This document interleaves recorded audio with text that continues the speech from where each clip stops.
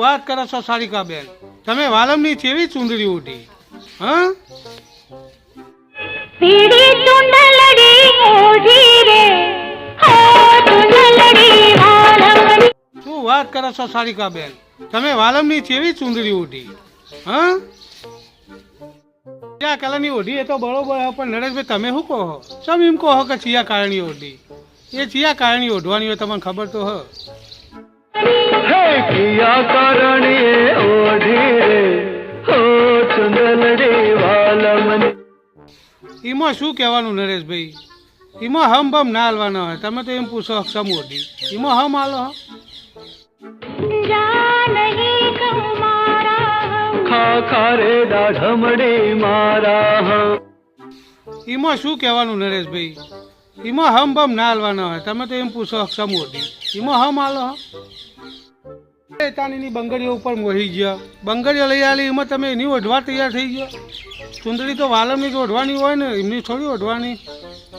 કોઈ મણિયારો થઈ આવ્યો હે મારી બંગડીઓ લઈ આવ્યો.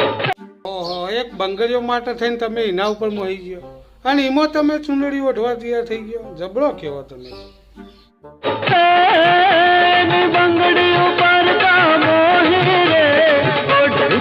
ઓહો, બીજો કોણ આવ્યો તો? ચુંદડીઓ લઈને આવ્યા હતા એમ? ચુંદડીઓ લઈને નરેશભાઈ તમે જ જ્યાં છો. જુદો જુદો રૂપ લઈને દોહો, પછી એ તમારી જ ઓઢે ને ચુંદડીઓ. કોઈ દોશીરો થઈ આવ્યો હે મારી ચુંદલડી લઈ આવ્યો. ઓહો, એની ચુંદડી ઉપર તમે મોહી ગયા એમ ને તા? તો પછી અમારા નોમની ચુંદડી ઓઢવાની હતી ને તમે એ ચુંદડીવાળા ઉપર મોહી ગયો. એની ચુંદલડી પર કા મોહી રે ઓઢી ચુંદલડી વાલમની. ઓહો હો નરેશભાઈ, આ તો બધું તમે જ બનીને ગયા હતા, મણિયાળો ને બણિયાળો બધું એ. અને એમને ખબર હતી કે આ એ જ છે, એટલે એમ કરીને તમને ખીજવું હોય કે હું અમની ચુંદડી ઓઢીને અમની. પણ ચુંદડી તો તમારા નોમની જ ઓઢવાના હોય. સાચી વાત ને?